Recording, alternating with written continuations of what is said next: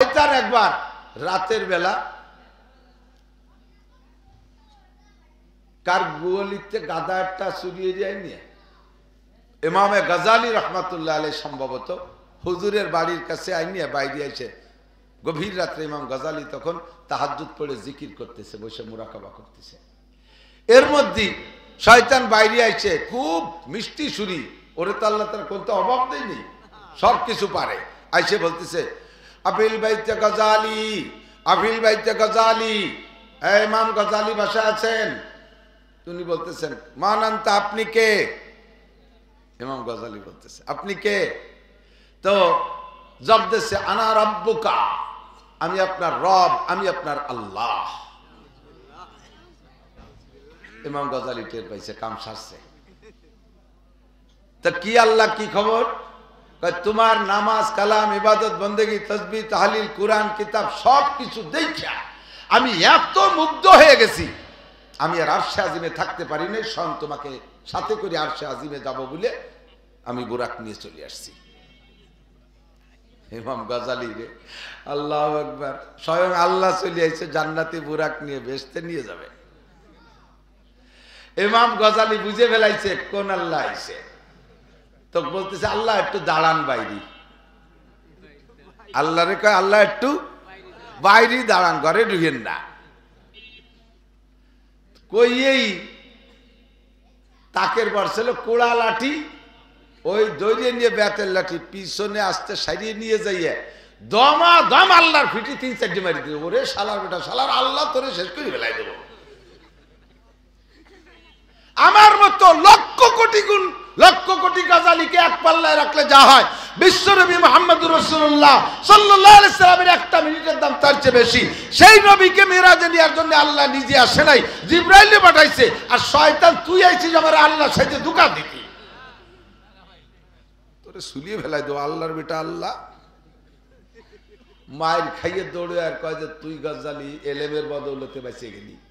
কয় যে তাও তুই ধোঁকা দিয়ে যাচ্ছিস, আমি এলেমের বদৌলতে বাঁচি না, বাঁচাইছে আমার আল্লাহ। কে বাঁচাইছে? এই জায়গাতে দমাদম কয় বাড়ি খাইয়ে ও চিন্তা করলো যে বনি আদমের কাছে মায়ের খাইয়ে ঠকিয়ে যাব, এই মায়ের শোধ দিয়ে যেতে হবে। তো এই জায়গা না পারি আর এক জায়গা যাবো, যাই দেখে যে কদ্দুর যাই ওই গ্রামের আর এক পাশে এক বুজুর্গ, এক পাবলিক ইবাদত করে, ওরকম সব ইবাদত কমপ্লিট, কোনো তাই সত্যি ত্রুটি নাই, একেবারে দস্তারখানো ছাড়ে না, ঢিলা কুলুক বাদ নাই, মেসক বাদ নাই, সবকিছুতে পরিপূর্ণ। এ বুজুর্গ রাত্রে বসে বসে আল্লাহ বিল্লে করতেছে, জিকির করতেছে। ওখানে যে বলতেছে আপিল বাইতে ফুলান, অমুক কি বাসা আছেন? জি, কে বলছেন? কা আনা রব্বুকা, আমি আপনার রব, আমি আপনার আল্লাহ চলে আসছি। কেন আল্লাহ, কি জন্যে? কয় তোমার ইবাদত বন্দেগীতে আমি এত মুগ্ধ হয়ে গেছি আর থাকতে পারলাম না। চিন্তা করলাম যে কারে ভাটাচ্ছি, কারে ভাটাবো, কিনা কয়েন যে নিয়ে ভুল করে, এই জন্য আমি নিজেই তোমার সাথে করে নিয়ে জান্নাতে নেওয়ার জন্য চলে আসছি। ও কি খুশিতে আর হুশ নাই, ওর তো আর এলেম নাই যে আল্লাহ এভাবে আসে না। উনি মনে করছে হতে পারে ইবাদতে আল্লাহ খুশি হয়ে চলে আসতে পারে। বাস উনি কয় জি আল্লাহ আসতেছি, সাইজে গুজে আইসা এখন দেয় যে আল্লাহ সত্যি বুরাক একটা নিয়ে আসছে, কার গোয়ালিতে গাদা একটা খুলিয়ে ভালো যে কাপড় চুপড় দিয়ে সাজাই গুজাই নিয়েছে। ওঠে না অমুক বুজুর্গ ওঠেন, উঠাইয়া এবার বুরাকরে নিয়ে দাবর শুরু হচ্ছে। যত বেদ বাগান, বাবরার কাটা, বড়ইর কাটা, যত জায়গা, যত আগান বাগানের মধ্যে দিয়ে দাবড়াচ্ছে। মাইর খাইছে সেই সদ্যে। প্রথম চান্সে গায়ের থেকে, পরনের থেকে লুঙ্গি খুলে গেছে। বেদ বাগানে বাজিয়ে কয় আল্লাহ লুঙ্গি খুলে গেছে। কয় টেনশন করে না, জান্নাতের লুঙ্গি পরানো হবে। এরপরে জামা টুপি উড়িয়ে চলে, আল্লাহ টুপি পড়ে গেছে, কয় জান্নাতের মুকুট পরানো হবে। এরপরে জামা ছিঁড়ে উড়িয়ে চলে গেছে, আল্লাহ জামা ছিঁড়ে গেছে, কয় কোনো ঘটনা নাই, থাকেন ল্যাংটা হইয়া, একটু পরে জান্নাতে নিয়ে পোশাক পরানো হবে। এরপরে বেতের কাটায় হাসরাতি হাসরাতি ছিঁড়িয়ে ভুড়িয়ে রক্তাক্ত, আল্লাহ গায়ে তো রক্ত থাকলো না, কয় যে জান্নাতি রক্ত যে আপনাকে অপারেশন করে দেওয়া হবে। নিয়ে গেছে, নিয়ে রাজবার গাদার বেটে ঘুরোই টুরোইয়ে ন্যাংটা ব্যাংটা হইয়া সকালবেলা ওনার বাড়ির গুয়লির গোবর গাদা দেয় যে জায়গা, সে গোবরের মধ্যে মাথা সমান ওই ল্যাংটা হইয়া গাড়িয়ে দিয়ে ঘরের থেকে একখান মাইটে কালা আড়ি খাপড়া ওই এনে মাথায় দিয়ে চলে গেছে। কয় যে এটা কি? কয় এটা জান্নাতি হেলমেট। ভোরবেলা বুড়ি ঘুমের তো উঠে বুড়োরে পায় না, কিভাবে এত তাড়াতাড়ি গেল কোন জায়গায়, উঠে অজু বানাইয়া অজু বানাতে বাথরুমের কাছে গেছে, গোয়ালিদের যে বাথরুম, যায় যে গোবর গাদার মধ্যে একটা দাঁড়ায়, একে রে বুড়ি তো কাফি উঠছে, ভয় তো বুতির মতো আছে। এখন ওই যাওয়ার সময় শয়তানে ওরে কয়ে গেছে, ও জিজ্ঞেস করছে আল্লাহ কোন জায়গায় আসলাম, কয়টা এটা হলো সিদরাতুল মুনতাহায় আসছি, এখানে থাকেন সিদরাতুল মুনতাহা। এই সমান গোবরের মধ্যে দাঁড়াইয়ে সিদরাতুল মুনতাহা। বুড়ি এসে কয় ওখানে কে, কয় কথা বলে না, চেনো না আমি কে, কয় কে তুমি, কয় যে আমি অমুক, এখানে কেন, কয় কথা বলে না আমি সিদরাতুল মুনতাহায় আইছি। বুড়ি কয় তুমি সিদরাতুল মুনতাহা, তুমি গবরাতুল মুনতাহায় এসে দাঁড়ায় রয়েছে। لا يعلمون إنما يتذكر أولو الألباب وقال تعالى يرفع الله الذين آمنوا منكم والذين أوتوا العلم درجات وقال محمد رسول الله صلى الله عليه وسلم فضل العالم على العابد كفضلي على أدناكم ثم قال النبي صلى الله عليه وسلم طلب العلم فريضة على كل مسلم ومسلمات وقال النبي صلى الله عليه وسلم مجلس فقه خير من عبادة 60 سنة أو كما قال عليه الصلاة والسلام سبحانك لا علم لنا إلا ما علمتنا إنك أنت العليم الحكيم جزى الله عنا محمدا ما هو أهله سبحان الله وبحمده سبحان الله العظيم رب اشرح لي صدري ويسر لي أمري واحلل عقدة من لساني يفقه قولي رب زدني علما اللهم أرنا الحق حقا وارزقنا اتباعه وأرنا الباطل باطلا وارزقنا اجتنابه সকলে বলি আমিন। মোহাব্বতের সাথে একটু দুরূদ শরীফ পড়ি। আল্লাহুম্মা সাল্লি আলা মুহাম্মাদিন ওয়া আলা আলি মুহাম্মাদ কামা সাল্লাইতা আলা ইব্রাহিম ওয়া আলা আলি ইব্রাহিম إنك حميد مجيد اللهم بارك على محمد وعلى آل محمد كما باركت على إبراهيم وعلى آل إبراهيم إنك حميد مجيد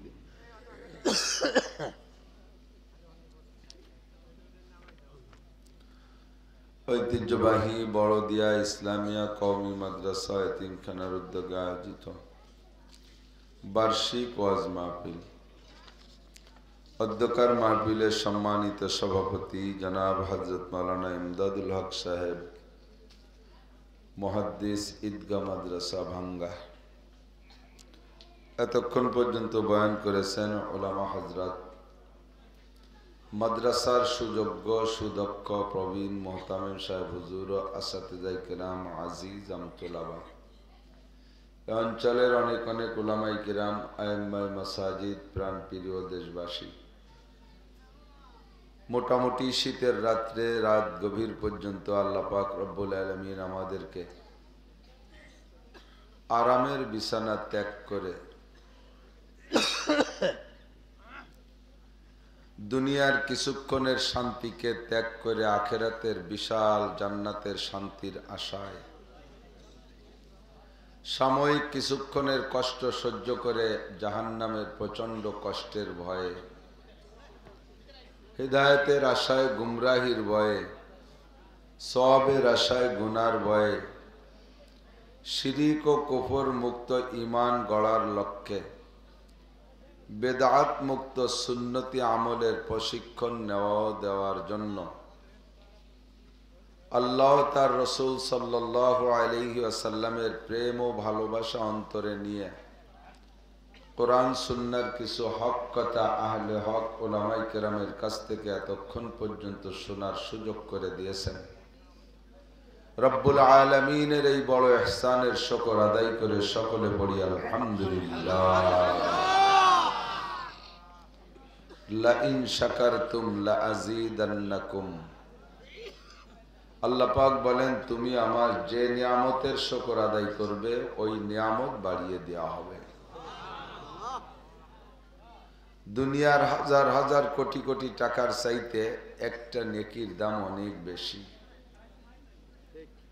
সারা দুনিয়ার মালিক হওয়ার চাইতে জান্নাতের মধ্যে এক হাত জায়গার মালিক হওয়ার দাম অনেক বেশি।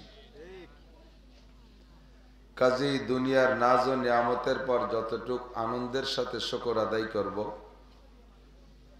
দিনের যে কোনো কাজ করতে পেরে তার চেয়ে শতগুণ বেশি স্বতঃস্ফূর্তভাবে শুকর আদায় করব। তাহলে আল্লাহ পাক রব্বুল আলামিন দিনের এই কাজ আরো বেশি করার তৌফিক দান করবেন।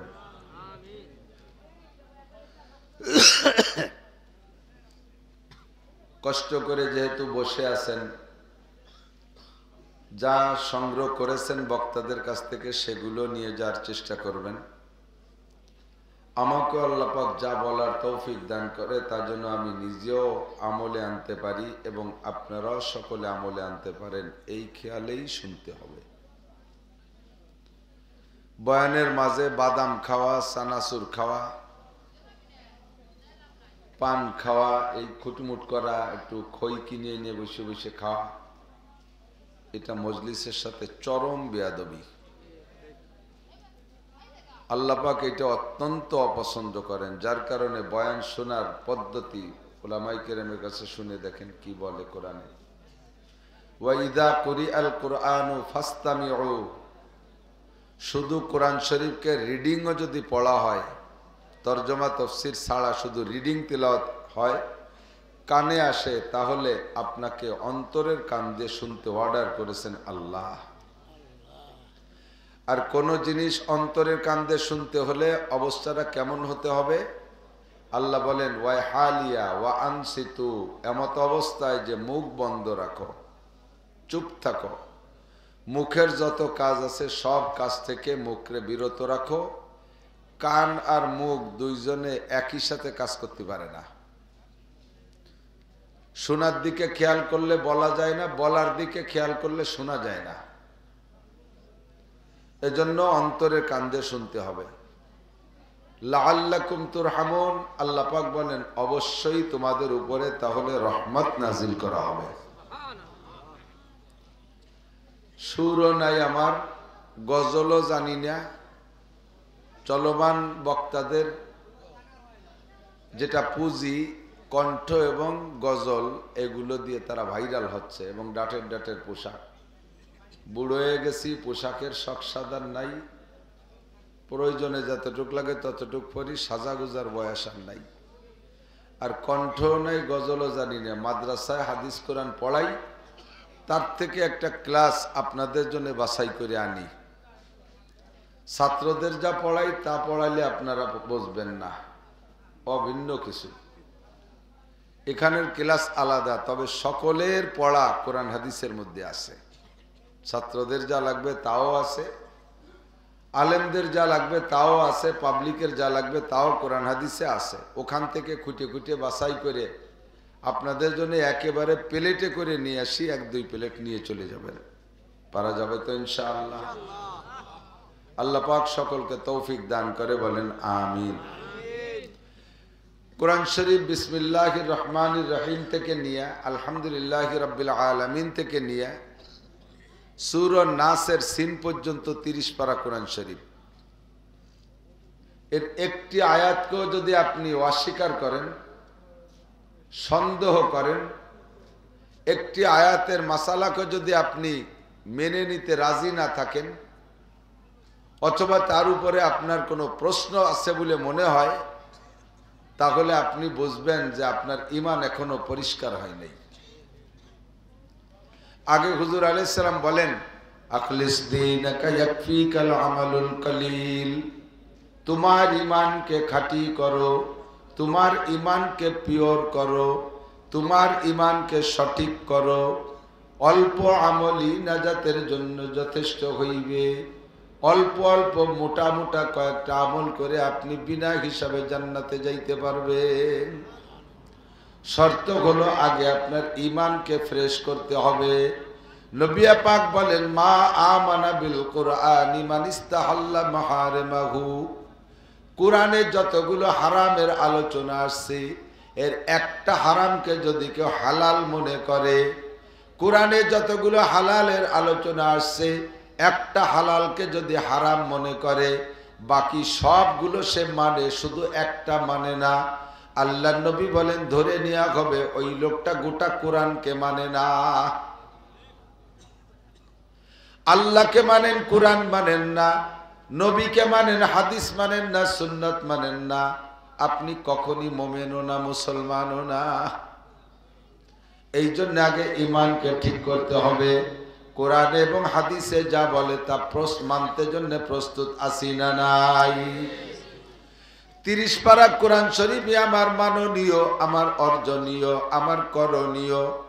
তবে এর মধ্যে আল্লাহ পাক যেই বিষয়গুলো ইম্পর্টেন্ট মনে করেছেন, কখনো কোনোটাকে ভেরি ভেরি ইম্পর্টেন্ট, বেশি বেশি জরুরি মনে করেছেন, ওই বিষয়গুলো আল্লাহ পাক বারবার আলোচনা করেছেন। যেমন মুসলমানদের ইবাদতের মধ্যে নামাজ সবচাইতে শ্রেষ্ঠ ইবাদত। নামাজ একবার বললেই যথেষ্ট ছিল। কথা বল। আল্লাহর মতো ব্যক্তি বলা কেমন হবে? আল্লাহ তো আল্লাহই, আল্লাহর কথা আল্লাহ একবার বলবে, তাতেই যথেষ্ট। তুমি মানলে তোমার লাভ, না মানলে তোমার লস। একবার বললেই যথেষ্ট ছিল। আকিমিস সালাত, নামাজ পড়ো। আকিমুস সালাত, নামাজ পড়ো, একবার বললেই যথেষ্ট ছিল। আল্লাহ পাক বিষয়টা গুরুত্বপূর্ণ মনে কইরা 82 বার বলেছে। কত গুরুত্বপূর্ণ। পাশাপাশি যাকাত ফরজ, সে বিষয়ে আল্লাহ পাক অনেকবার বলেছেন। রমজানের রোজা ফরজ, একবার বললেই চলতো, তাও বারবার বলেছেন। হজ ফরজ, একবার বললেই চলতো, বারবার বলেছেন। পর্দার কথা একবার বললেই চলতো, ফরজ, বারবার বলেছেন বিভিন্ন জায়গায়। যে বিষয়গুলো ইম্পর্টেন্ট, ভেরি ভেরি ইম্পর্টেন্ট, ওইগুলোর আলোচনা আল্লাহ পাক বারবার করেছে। এবং যেই সকল কিস্সা থেকে উপদেশ গ্রহণ করা যায়, এই সকল কিস্সাগুলো আল্লাহ খুব খুলে খুলে আলোচনা করেছে। তন্মধ্যে সবচাইতে বেশি ফিরাউনের কিস্সার আলোচনা। ফিরাউনকে চেনেন না? দেখছেন নি কোনো? ওরে এমন চিনা চিনি, ও যদি এই জায়গায় এসে দাঁত দাঁড়ায় তাহলে ও দাঁতালরে দেখলেই বুঝে ফেলবো যে সেই সাড়ে আরামজাদা, ঠিক কিনা? বিশ্ববিখ্যাত বদমায়েশ নমরুদ, তার কিস্সা, ফিরাউনের কিস্সা আল্লাহ পাক কোরআন শরীফের মোড়ে মোড়ে বিভিন্ন সূরার ভিতরে বারবার আলোচনা করেছে। আর এই কিস্সাগুলো বলে আল্লাহ কি কয় জানেন? মাঝে মাঝে বলে, ফাতাবিরু ইয়া উলিল আবসার, হে তোমাদের যাদের জ্ঞান আছে, বুদ্ধি আছে, এই জামানায় কিয়ামত পর্যন্ত আনেওয়ালা নেতা গোতা যারা আছো, তোমরা ওই বড় বড় বাগা দুই নেতার থেকে শিক্ষা গ্রহণ করো। তুমি যত বড় নেতা হও, এখনো পর্যন্ত খোদাই দাবি করতে সাহস পাও নাই। নমরুদ বিশ্ব নেতা খোদাই দাবি করেছে, ফিরাউন বিশ্ব নেতা খোদাই দাবি করেছে, এত বড় জুরআত আর বাহাদুরি তারা করেছে। আমি আল্লাহ পাক রব্বুল আলামিন তাদের সাথে কেমন আচরণ করেছি সেখান থেকে শিক্ষা গ্রহণ করো। তোমার মতো খুদে মাসিরে মারতে আমার একটা পয়সাও খরচ হবে না, ঠিক না? বারবার এই কিস্সাগুলো বলে আমাদেরকে সতর্ক করেছেন। এরপরে কোরআন শরীফের ভিতরে যে বিষয়গুলো আল্লাহ পাক জরুরি মনে করেছেন, নবী পাককে বলছেন, বন্ধু এই কথাগুলো উম্মতের কাছে বলো। বলরে আরবিতে কয় কুল। বলর আরবি কি? কুল। কপলাম পেশ কুল, আর কাপলাম পেশ কুল মানে খাও। কপলাম পেশ কুল মানে বলো। এই যে বিষয়গুলো জরুরি মনে করেছে আল্লাহ পাক, এই বিষয়গুলো নবীকে বলার অর্ডার করেছেন আরবিতে কুল শব্দ বলে। হাফেজ সাহেবরা কোরআন শরীফ ভিতরে হিসাব করে দেখবেন, এই কুল শব্দ আসছে 332 বার। 332টা বিষয় আরো বেশি জরুরি বিদায় আল্লাহ পাক প্রত্যেকটা বিষয়ের শুরুতে নবীকে বলছে, নবী উম্মতের কাছে বলো, কুল আউযু বিরাব্বিন নাস, কুল আউযু বিরাব্বিল ফালাক। আছে না নাই? কুল হুয়াল্লাহু আহাদ, কুল ইয়া আইয়ুহাল কাফিরুন, কুল লাউ কানাল বাহরু মিদাদাল লিকালিমাতি রাব্বি কুল লাইজতামাতিল ইনসু ওয়াল জিন। এমন করে 332টা কুল আসছে। 332 কুলের মধ্যে আমি একটা কুল পড়ছি। কুল মানে বলো, আরবিতে ডাইরেক্ট কুল মানে বলো। তফসিরে লেখে কুল মানে বলর পরে যদি প্রশ্নবোধক চিহ্ন আসে, বাংলা বা অন্য যে কোনো ভাষার প্রশ্নবোধক চিহ্ন শেষে দিয়ে লাগায়, এরকম দিয়ে নিচে ফুটা দেয়। কিন্তু আরবিতে এর জন্য শব্দ আছে, উচ্চারণ শব্দ আছে। হামজা ইস্তেফাম আ, আ মানে প্রশ্ন, হাল মানে প্রশ্ন। আল্লাহ পাক বলেন, কুল হে নবী উম্মতকে বলো, হাল ইয়াস্তাবিল্লাযীনা ইয়ালামুনা ওয়াল্লাযীনা লা ইয়ালামুন। তার মানে জিজ্ঞাসা করো, এ জায়গা কুল মানে বলো না। এখানে উম্মতের কাছে জানতে চাও, তারা জবাব দিক, দেখি তারা কি জবাব দেয়।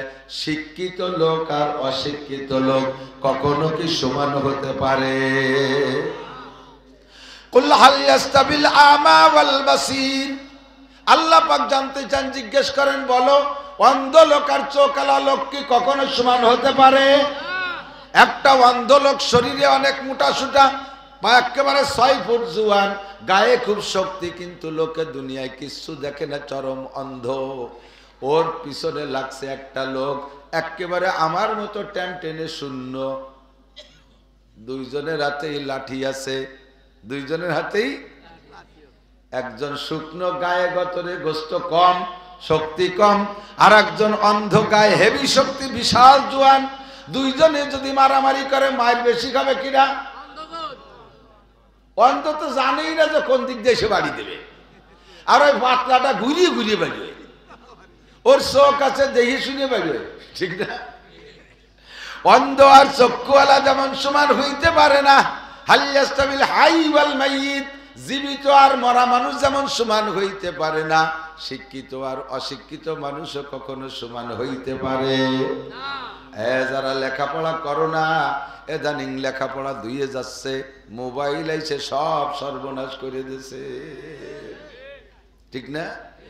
পোলাপানের হাত পা ওয়াটো হয়ে গেছে, গেম খেলতে খেলতে খেলতে খেলতে, আর মোবাইল হাতে নাই, দিদি রাস্তায় দিয়ে এইরকম মারে, খালি হাতে আর হাত নাড়ায়। লেখাপড়ায় সর্বনাশ হয়ে গেছে, লেখাপড়া করা বাদ। আর এই এলাকার মানুষ বিদেশ চিনে বেলাইছে, ইটালি, অস্ট্রেলিয়া, জাপান, জার্মান, বিদেশে গেলে মোটা টাকা কামাই করা যায়, লেখাপড়া করতে চায় না। দেশ যতদিন যাইতে না পারে অতদিনও পড়বে না। অটো কিনে দাও, মোটরসাইকেল কিনে দাও, রিক্সা কিনে দাও, অটো ভ্যান কিনে দাও, কামাই করে খাবো। বেশি দিন কামাই করতে পারবি না। শিক্ষার মান আলাদা। শিক্ষিত লোক যদি বেকারও হয়, তার সম্মান আলাদা। মূর্খ মানুষ যত বড় পয়সার মালিক হও না কেন, দুনিয়ার মানুষের কাছে শিক্ষিত পাবা না। ছোটবেলায় যখন স্কুলে পড়তাম, প্রথম স্কুলে যাওয়ার পরে আমাদের ক্লাসের নাম ছিল পাতাড়ি ওয়ান। মুরব্বীরা সে আমলে থাকলে জানেন, তাল পাতার পাটি বিছিয়ে বসতাম, তাল পাতায় লিখতাম, আছে না? দাঁত বইরে কালি নিয়ে যাইতাম, কঞ্চির কলম, বাড়িতে যাইতাম পরিষ্কার ভাবে। বাড়ি যখন ফিরে আসতাম আব্বা মা চেনতো না যে কিডা আইছে, কালি মাহাতি মাহাতি কালীপদ হয়ে যেতাম। এই ক্লাসের নাম ছিল পাতাড়ি ওয়ান। পরে পাতাড়ি থেকে যখন ক্লাস ওয়ানে বেঞ্চে উঠবে, ওই সময় খই বেজে নিয়ে যেতাম গুড় দিয়ে, মনে আছে নি মুরব্বীরা? আর সেই সময় কয়েকটা লাইন স্যারে লিখে দিতেন। আমারে লিখে দিছিলেন যিনি, তিনার নাম জগদীশ স্যার, হিন্দু ভদ্রলোক। উনি বোর্ডে লিখে দিয়েছিলেন, আমি কাগজে লিখে আনছিলাম খাতায়। এর নাম হলো খাতা ধরানো।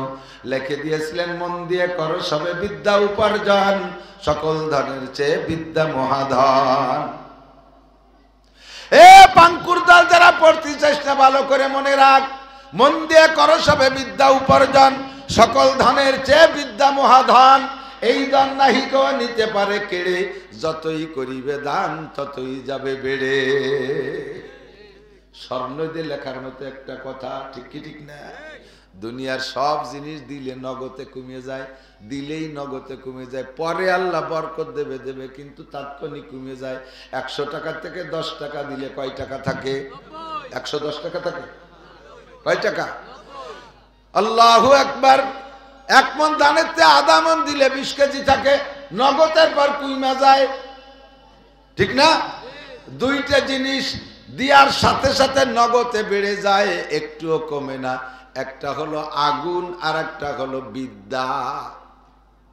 আগুন আর দুইটার একই স্বভাব, দুইটার একই স্বভাব। কারণ আগুন হলো, আগুনের স্বভাব কি? রাতের অন্ধকারে যদি আগুন জ্বালানো হয়, অন্ধকার কেটে যায়, আলোকিত হয়ে যায়, ঠিক কি ঠিক না? তেমনি মূর্খতার একটা অন্ধকার আছে। এক এলাকায় সবই মূর্খ, লেখাপড়া কিচ্ছু জানে না, বকলমে বুথা। দেখবেন দাঙ্গা হাঙ্গামা, মারামারি, অকথ্য ভাষায় গালাগালি, কাজাকাজি, আইটেলাটেলি, যত নোংরা কাম সব তারা করে। অন্ধকার, মূর্খতার অন্ধকারের কারণে। যখনই তার ভিতরে শিক্ষার আলো আসে, তখন অকথ্য ভাষায় গালাগালি করে না। একজন ডিসি সাহেব, একজন ওসি সাহেব, একজন এসপি সাহেব, একজন বিসিএস ক্যাডার, একটা এমএ পাস লোক, একটা বিএ পাস লোক, একটা আইএ পাস লোক, এ কখনো পরের ঘরে সিং দেয় না। আশা করি পরের মেয়েকে অপহরণ করে না। আশা করি, আমার শতভাগ বিশ্বাস, পরের গাছের খেজুরের রস চুরি হয়ে খাইয়ে তার মধ্যে পেশাব করে থই না। আরে মুরগি চুরি করে না। এই সমস্ত আকাম কুকাম শিক্ষিত লোক করে না, পরের মাথায় বাড়ি দেয় না। ও মূর্খতার যে অন্ধকার, তার ভিতরে শিক্ষা আসার কারণে অন্ধকার কেটে আলোকিত হয়ে যায়। তেমনি যেমন অন্ধকার, আগুন জ্বালাইলে অন্ধকার কেটে আলো হয়ে যায়, ওই রকম শিক্ষার কারণে মূর্খতার অন্ধকারও কেটে যায়। দুইটার মধ্যে সম্পর্ক আছে। এই জন্যই কয়, এই দুইটা জিনিস যতই দেবা তত বাড়ে। একটা মোমের মাথা থেকে যদি 100টা মোমের মাথায় আগুন নেয়, প্রথম মোমের মাথার আগুন কমে? কতক্ষণ কমে? তেমনি একজন মাস্টার লেখাপড়া করাইতে করাইতে বুড়ো হয়ে গেলে, উনার ভিতরে যা ছিল সব হাজার হাজার ছাত্রকে দিয়ে দেশে বিদ্যা, উনার পেট খালি। উনি আর বাংলা লেখাপড়া করতে পারে না, অক্ষর দেখলে চেনে না, এরকম নাকি? যত দেয় তত বাড়ে, যত দেয়, ঠিক না? সেদিকে আমার কথা বলা মাকসাদ না। আমি যেদিকে যাব, গভীর রাত্রে দিক থাকেন। শিক্ষিত আর অশিক্ষিত কোনোদিন সমান হইতে। শিক্ষিত ব্যক্তির নামাজ, অশিক্ষিত ব্যক্তির নামাজ, শিক্ষিত ব্যক্তির অজু, অশিক্ষিত ব্যক্তির অজু। অশিক্ষিত মানে যে অজু জানে না। একজন মাস্টার মাগুরায় গেছে একটা মাহফিলে, শ্রীপুর থানা, মাগুরা শ্রীপুর থানা আছে না?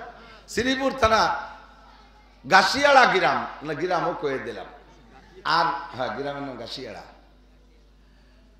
ওখানে মাহফিলে গেছি, তো যে বাড়ি বসছি ওই বাড়িওয়ালার জামাই বিএসসি মাস্টার, হাই স্কুলের অঙ্কের মাস্টার। কেডা? বিএসসি টিচার না, বিএসসি স্যার। এই বিএসসি স্যার উনি শ্বশুর বাড়ি বেড়াতে এসে মাহফিল উপলক্ষে। তো মাগরিবের আগে অজু বানাইয়া দুইজনই মসজিদের দিকে যাচ্ছি। স্যারের সাথে মেলা আলোচনা করতে করতে করতে করতে মোটামুটি আমার সাথে একটা ভালো সম্পর্ক হয়ে গেছে। এখন ওই চলার পথে মসজিদে ঢোকার আগে বলতেছে, হুজুর ধরেন আমি এই মাগরিবের নামাজের জন্য, এই শীতকাল তো কঠিন শীত, পেশাব টেশাব করে জরুরত ছাড়িয়ে অজু বানালাম, এখনো মাগরিব পড়ি নেই। মাগরিবের আগে যদি আমার একটা বাই ছুটে যায়, তাতে কি আমার আবার অজু বানাতে হবে? আমি বললাম জি বানাইতে। কয় যে না, আমি যে অজু বানাইছি ওই অজু দিয়ে যে নামাজ পাবো সে নামাজটা আমি পড়ি নেই এখনো। অজু একটা বানাইছে না, সেই অজু দিয়ে নামাজ পড়া পাবে না, সে নামাজটা পড়ি নেই, তার ভাগে বাইক ছুটে গেছে, তাতে কি হবে? তাহলে আগেরই অজুর নামাজ পাবো, সেটি হয়ে নেই, তারপরে ভিড়ে অজু বানাও। আমি কইলাম স্যার অজু ভাঙ্গার কারণ 7টি। কয়টি? 1 নম্বরে পেশাব পায়খানার রাস্তা দিয়ে কোনো কিছু বাহির হওয়া। অজু আপনি যতবার বানান আর যতবার এই অ্যাক্সিডেন্ট ঘটবে অতবারই আপনার অজু ছুটিয়া যাইবে। বিএসসি টিচার অঙ্ক জানে, ইংরেজি জানে, বাংলা জানে, দুনিয়ার সব জানে, কিন্তু অজুর মাসলা জানে না। আল্লাহু আকবার। এবার অজুর মাসলা জানে কিনা? সমাজে একেবারে নিচু মানের একজন লোক পিএস লাগায়, পরে বুইতি কামলা কিসেন দেয়, লেখাপড়া কলমে বুথা, তবলিগে 3 চিল্লা দিয়া অজু ভাঙ্গার কারণ জানে, অজুর ফরজ 4টে জানে, অজু ভাঙ্গার কারণ জানে, গোসলের ফরজ 3টে জানে, গোসল ভাঙ্গার কারণ জানে, নামাজের ফরজ 13টা জানে, নামাজের ওয়াজিব 14টা জানে, নামাজ ভাঙ্গার কারণ 19টে জানে, নামাজের 2 রাকাতে 28টে সুন্নতে মুআক্কাদা জানে। এবার আপনি বলেন এই লোকটা আর ওই বিএসসি টিচার দুইজনের মধ্যে শিক্ষিত কে আর অশিক্ষিত কে? ধর্মের ব্যাপারে এই লোকটা শিক্ষিত, বিএসসি টিচার মূর্খ।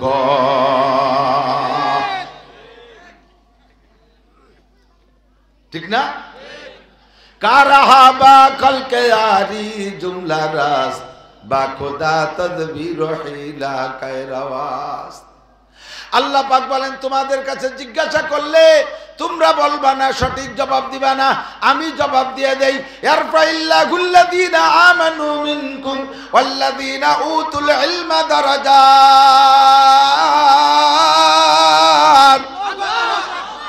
তো আল্লাহর কাছে সবচাইতে সম্মানী ব্যক্তি যার মধ্যে ঈমান আছে। 1 নম্বরে ঈমানদার। ভালো করে বুঝে নেন, 1 নম্বরে ঈমানদারের দাম সবচেয়ে বেশি। সারা পৃথিবীর যত নামি দামি প্রেসিডেন্ট আছে, যত প্রেসিডেন্ট আছে তারা যদি কাফের হয়, যত প্রধানমন্ত্রী আছে সব যদি কাফের হয়, প্রধানমন্ত্রী দামি পদ, প্রেসিডেন্ট দামি পদ, যত স্বরাষ্ট্রমন্ত্রী আছে, যত পররাষ্ট্রমন্ত্রী আছে, যত শিক্ষামন্ত্রী আছে, যত অর্থমন্ত্রী আছে, যত বিজ্ঞানী আছে, যত বড় বড় শিক্ষিত আছে, সবগুলো কাফের হয়ে যদি এক পাল্লায় ওঠে, আর এই সমাজের সবচাইতে নিচু মানের এই এলাকার এই বড় দিয়ার সবচাইতে একজন গরিব নিতান্ত অভাবী মানুষ, ওই লোকটা ইমানদার কলেমা পড়ছে লা ইলাহা ইল্লাল্লাহ মুহাম্মাদুর রাসূলুল্লাহ, এই লোকটারে দাড়ি পাল্লার আরেক পাল্লায় উঠাই দেওয়া হয়েছে। বন্ধুরে এই লোকটার পাল্লা ভারী হইয়া যায়। 1 নম্বরে ইমানদারের দাম বেশি। ওয়াল্লাযীনা উতুল ইলমা দারাজাত। আর ঈমানের সাথে যার মধ্যে ইলম আছে, ঈমানের সাথে যার মধ্যে ইলম আছে। নবী পাক আলেম আর জাহেল, আলেম আর মূর্খের মধ্যে পার্থক্য বুঝাইতে গিয়া একটা হাদিস বলেছেন, ফাদলুল আলিমি আলাল আবিদি কাফাদলি আলা আদনাকুম। তোমাদের মধ্যে ভালো করে জেনে নাও, ফাদলুল আলিমি আলাল আবিদ, একজন আলেম আর একজন আলেম না, কিন্তু বহুত বড় আবেদ। আবেদ মানে ইবাদত করে, বহুত বড় আবেদ। 5 ওয়াক্ত নামাজ জামাতে পড়ে, তাহাজ্জুদের নামাজ টাইম মতো পড়ে, ইশরাকের নামাজ টাইম মতো পড়ে, আমিনের নামাজ টাইম মতো পড়ে, শাস্তের নামাজ টাইম মতো পড়ে। একটা হজও করেছেন, 5টা উমরাও করেছেন, 50টা চিল্লা দিয়েছেন, মাসিক 3 দিন সময় লাগায়, বছরে একটা চিল্লা লাগায়, লক্ষ লক্ষ টাকা যাকাত দেয়, মসজিদের সভাপতি, মসজিদের মুতাআল্লি, ধর্মের কাজ একটাও কম করে না, কিন্তু লোকটা আলেম না, লোকটা বড় আবেদ। এই লোকটা আর একটা আলেমের মধ্যে পার্থক্য কতটুকু শুনে নাও। আমি মুহাম্মাদুর রাসূলুল্লাহ আর তোমরা সাহাবাদের ভিতরে সবচাইতে নিচু মানের সাহাবার মধ্যে যতটুকু দূরত্ব, একজন আলেম আর ওই আবেদের মধ্যে তার চাইতে বেশি দূরত্ব। দূরত্ব মানে আলেমের দাম ওই আবেদের চাইতে 1000 গুণ বেশি। এদিক কষ্ট পাচ্ছে না, বুঝে নেন, একটু সময় আছে, একটু দরকার, আমার দিক তাকান। আল্লাহ, শয়তান একবার রাতের বেলা কার গোয়ালিতে গাদা একটা চুরিয়ে যায়নি, ইমামে গাজালি রহমাতুল্লাহ আলাইহি সম্ভবত হুজুরের বাড়ির কাছে আইনিয়া বাইরে এসে গভীর রাত্রে ইমাম গাজালি তখন তাহাজ্জুদ পড়ে জিকির করতেছে, বসে মুরাকাবা করতেছে। এর মধ্যে শয়তান বাইরে আইছে, খুব মিষ্টি সুরি, ওরে তো আল্লাহ তার কোনটা অভাব দেয়নি, সব কিছু পারে, আইসে বলতেছে আফিল বাইতে গজালি, আফিল বাইতে গজালি, ইমাম গজালি বাসা আছেন? তিনি বলতেছেন মান আনতা, আপনি কে? ইমাম গজালি বলতেছে আপনি কে? তো জবাব দিচ্ছে আনা রব্বুকা, আমি আপনার রব, আমি আপনার আল্লাহ। ইমাম গজালি টের পাইছে কাম সারছে। তা কি আল্লাহ, কি খবর? তোমার নামাজ, কালাম, ইবাদত, বন্দেগী, তসবিহ, তাহলিল, কুরআন, কিতাব সব কিছু দেখা আমি এত মুগ্ধ হয়ে গেছি, আমি আর আরশে আজিমে থাকতে পারি নাই। স্বয়ং তোমাকে সাথে করে আরশে আজিমে যাব বলে আমি বুরাক নিয়ে চলে আসছি। ইমাম গজালি রে, আল্লাহু আকবার, স্বয়ং আল্লাহ চলে আইছে জান্নাতে বুরাক নিয়ে, বেহেশতে নিয়ে যাবে। ইমাম গজালি বুঝে ফেলাইছে কোন আল্লাহ আইছে। তো বলতেছে আল্লাহ একটু দাঁড়ান বাইরে। আল্লাহ রে কয় আল্লাহ একটু বাইরে দাঁড়ান, ঘরে ঢুকেন না। কইয়েই তাকের বর্ষেল কোড়া লাঠি, ওই দৌড়িয়ে নিয়ে ব্যাটের লাঠি পিছনে আসতে সারিয়ে নিয়ে যাইয়ে দমা দম আল্লাহর ফিটি 3-4 মারি দিল। ওরে শালার বেটা, শালার আল্লাহ তোরে শেষ করে ফেলাই দেব। আমার মতো লক্ষ কোটি গুণ, লক্ষ কোটি গজালিকে এক পাল্লায় রাখলে যা হয়, বিশ্বনবী মুহাম্মদুর রাসূলুল্লাহ সাল্লাল্লাহু আলাইহি সাল্লামের একটা মিনিটের দাম তার চেয়ে বেশি। সেই নবীকে মিরাজে নেওয়ার জন্য আল্লাহ নিজে আসে নাই, জিবরাইলকে পাঠাইছে। আর শয়তান তুই আইছিস আমার আল্লাহ সাইতে ধোঁকা দিতি, তোরে সুলিয়ে ফেলাই দেব। আল্লাহর বেটা আল্লাহ মায়ের খাইয়ে দৌড়ে আর কয় যে তুই গজালি এলেমের বদৌলতে বাঁচিয়ে গেলি। কয় যে তাও তুই ধোঁকা দিয়ে যাচ্ছিস, আমি এলেমের বদৌলতে বাঁচি না, বাঁচাইছে আমার আল্লাহ। কে বাঁচাইছে? এই জায়গাতে দমাদম কয় বাড়ি খাইয়ে ও চিন্তা করলো যে বনি আদমের কাছে মায়ের খাইয়ে ঠকিয়ে যাব, এই মায়ের শোধ দিয়ে যেতে হবে। তো এই জায়গা না পারি আর এক জায়গা যাবো, যাই দেখে যে কদ্দূর যাই ওই গ্রামের আর এক পাশে এক বুজুর্গ, এক পাবলিক ইবাদত করে, ওরকম সব ইবাদত কমপ্লিট, কোনো তাই সত্যি ত্রুটি নাই, একেবারে দস্তারখানা ছাড়ে না, ডিলা কুলুক বাদ নাই, মেসক বাদ নাই, সবকিছুতে পরিপূর্ণ। এ বুজুর্গ রাত্রে বসে বসে আল্লাহ বিল্লাহ করতেছে, জিকির করতেছে। ওখানে যে বলতেছে আপিল বাইতে ফুলান, অমুক কি বাসা আছেন? জি, কে বলছেন? কা আনা রব্বুকা, আমি আপনার রব, আমি আপনার আল্লাহ চলে আসছি। কেন আল্লাহ, কি জন্যে? কয় তোমার ইবাদত বন্দেগীতে আমি এত মুগ্ধ হয়ে গেছি আর থাকতে পারলাম না। চিন্তা করলাম যে কারে ভাটাচ্ছি, কারে ভাটাবো, কিরা কয়েন যে নিয়ে ভুল করে, এই জন্য আমি নিজেই তোমার সাথে করে নিয়ে জান্নাতে নেওয়ার জন্য চলে আসছি। ও কি খুশিতে আর হুশ নাই, ওর তো আর এলেম নাই যে আল্লাহ এভাবে আসে না। উনি মনে করছে হতে পারে ইবাদতে আল্লাহ খুশি হয়ে চলে আসতে পারে, বাস উনি কয় জি আল্লাহ আসতেছি, সাইজে গুজে আইসা এখন দেয় যে আল্লাহ সত্যি বুরাক একটা নিয়ে আসে, কার গোলিতে গাদা একটা খুলিয়ে ভালো যে কাপড় চুপড় দিয়ে সাজাই গুজাই নিয়েছে। ওঠে না আমার বুজুর্গ ওঠেন, উঠাইয়া এবার বুরাকরে নিয়ে দাবর শুরু হচ্ছে। যত বেদ বাগান, বাবরার কাটা, বড়ইর কাটা, যত জায়গা, যত আগান বাগানের মধ্যে দিয়ে দাবড়াচ্ছে। মাইর খাইছে সেই সদ্যে। প্রথম চান্সে গায়ের থেকে, পরনের থেকে লুঙ্গি খুলে গেছে, বেদ বাগানে বাজিয়ে কয় আল্লাহ লুঙ্গি খুলে গেছে। কয় টেনশন করে না, জান্নাতের লুঙ্গি পরানো হবে।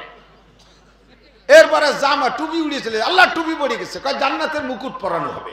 এরপরে জামা ছিঁড়ে উড়িয়ে চলে গেছে, আল্লাহ জামা ছিঁড়ে গেছে, কয় কোনো ঘটনা নাই, থাকেন ল্যাংটা হইয়া, একটু পরে জান্নাতে নিয়ে পোশাক পরানো হবে।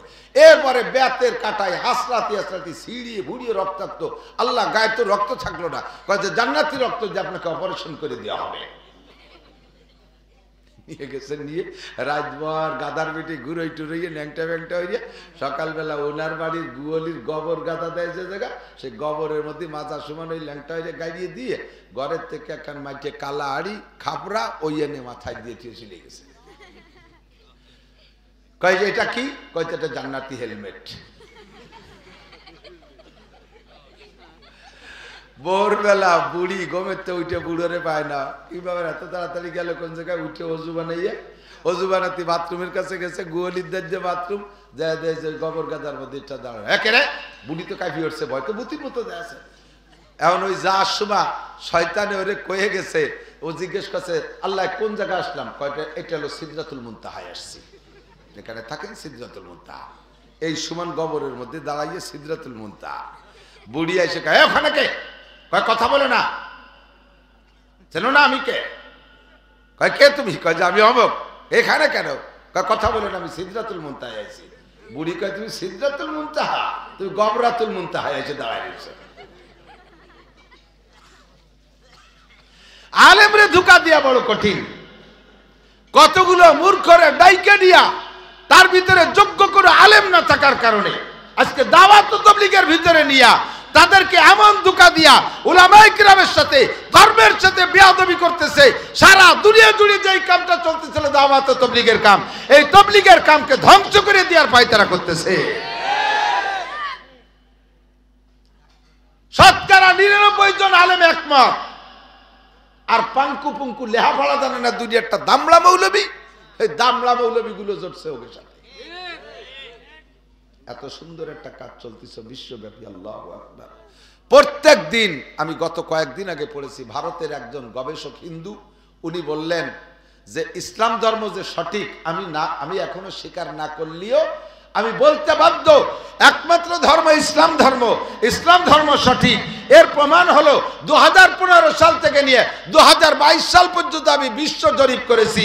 2015 সাল থেকে 22 সাল পর্যন্ত সারা পৃথিবীতে 30 লক্ষ অমুসলমান কলেমা পড়ে মুসলমান হয়েছে। এই 30 লক্ষ অমুসলমানকে মুসলমান বানাইতে মুসলমানদের 30টি পয়সাও খরচ হয়নি। শুধুমাত্র ইসলামের আদর্শ দেখাইয়া, নবী পাকের আদর্শ দেখাইয়া, আল্লাহর কোরআন দিয়া সুন্দর করে বয়ান করে বুঝাইয়া তাদেরকে কলেমা পড়ায় ইসলাম গ্রহণ করাইছে। আর এই 7 বছরে 15 সাল থেকে 22 সাল পর্যন্ত সারা পৃথিবী জরিপ করে দেখেছি 30,000 মুসলমান তারা অমুসলমান হয়েছে। তার মধ্যে কেউ বুদ্ধ হয়েছে, কেউ খ্রিস্টান হয়েছে, কেউ ইহুদি, কেউ নাসারা, কেউ হিন্দু হয়েছে।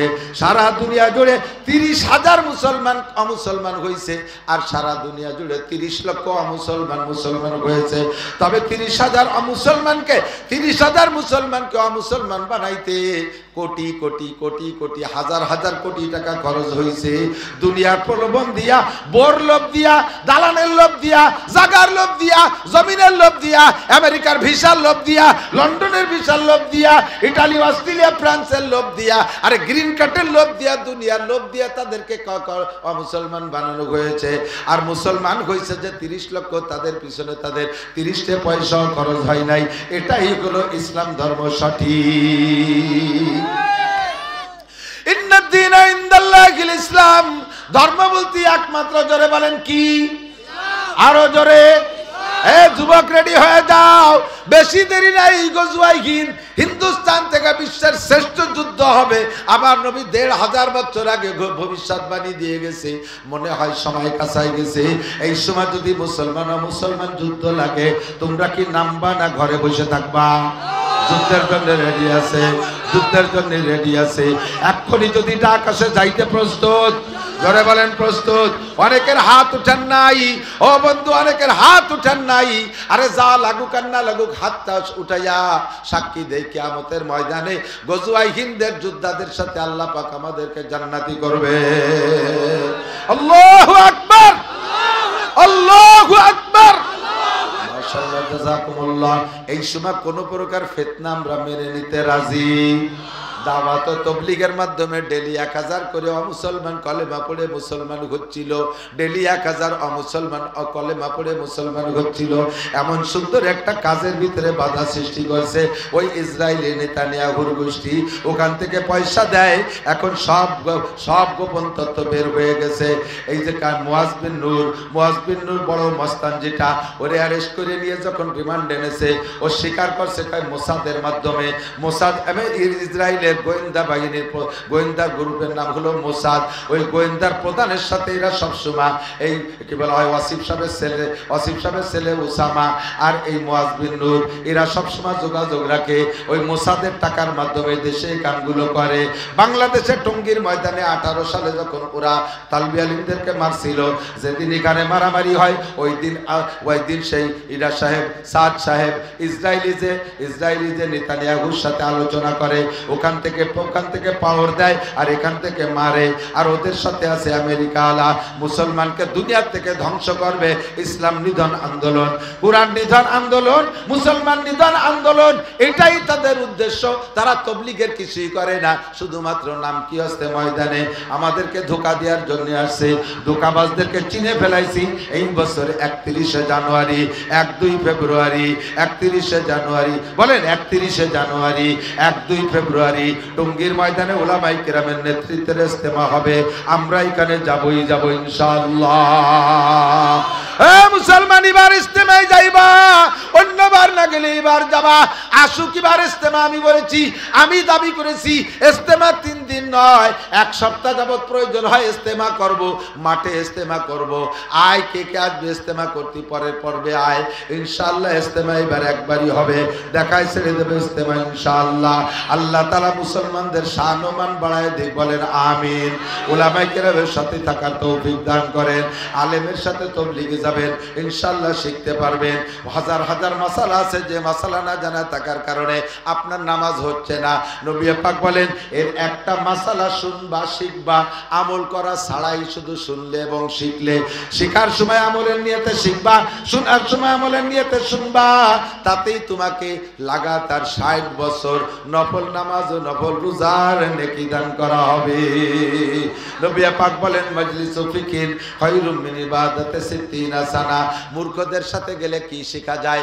মূর্খদের সাথে গেলে এক মূর্খ আমির আর কতগুলো মূর্খ সে জায়গা মামুর হয়ে গেছে।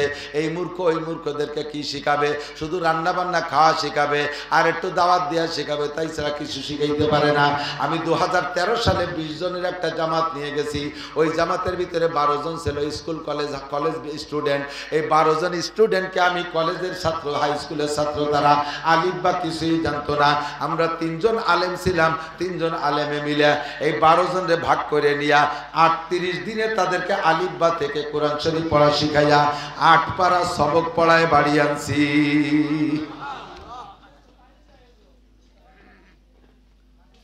8 পারা সবক পড়াইয়া কোরআন শরীফ শিখানোর পরে 8 পারা, এরপরে অজুর ফরজ, অজু ভাঙ্গার কারণ, নামাজের ফরজ, নামাজের ওয়াজিব, নামাজের সুন্নাত, নামাজ ভাঙ্গার কারণ, তারপরে আরো যত যা কিছু আছে, জানাজার দোয়া, জানাজার নিয়ম, সব কমপ্লিট করে আনছি।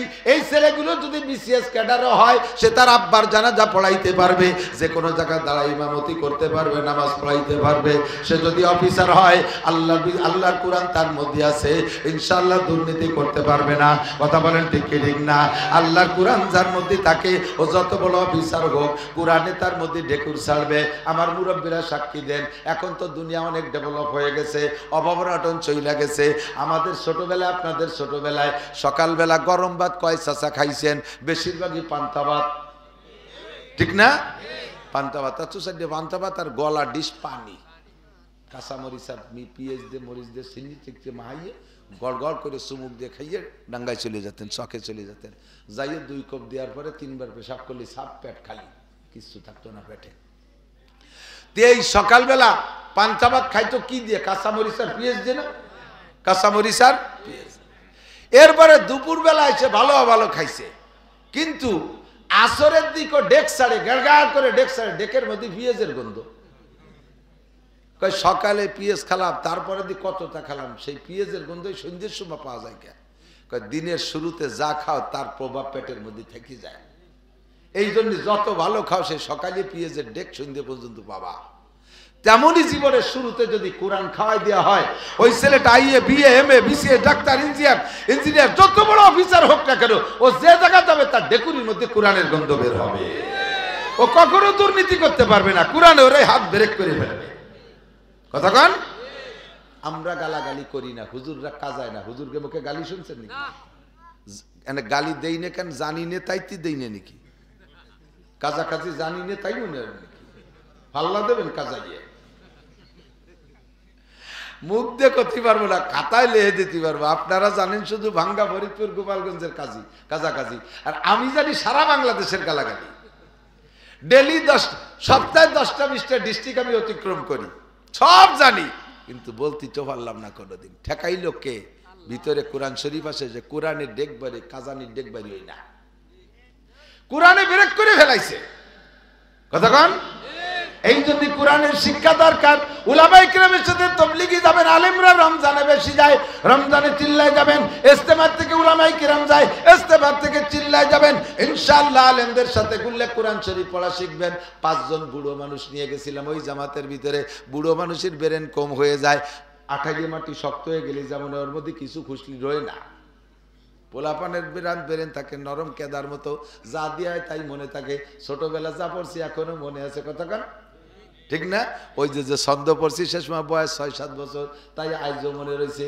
আরো বহু কবিতা মনে আছে। কিছুতে তার নাই রুচি, বন্ডা মেটাই ফুল কলুচি, কেক পিরিষ্টি আইসক্রিম ফল ফলাদি ফুচকা ডিম, তেল মুড়ি কি ঝাল বাদাম সব চকলেট সুইংগাম, খাইনা পুডিঙ্গির বোলাও যতই মাথায় হাত বোলা, ভাল লাগে না কিছু তার করেই আছে মুক্তিবার, যা খেতে দাও তাতেই বেজার ধরছে হাজার দোস্ত রুটি, অনেকক্ষণের চেষ্টাতে জানলো সবাই চেষ্টাতে, এরকসারে পড়লে পাতে চকবাজারের গোস্তা রুটি। জিয়াউর রহমানের সময় উনি যখন প্রেসিডেন্ট হয়েছে, আমি তখন 3-তে উঠছি। সেই সময় 3 সয়নিকা বইতে এই বই পড়ছি। তার তো জীবনেও মস্ক করিনি। আজ মনে 40 বছর পরে তা কিভাবে মনে রয়েছে, 40-45 বছর পরে। আল্লাহু আকবার। বুড়োদের ব্রেন কম।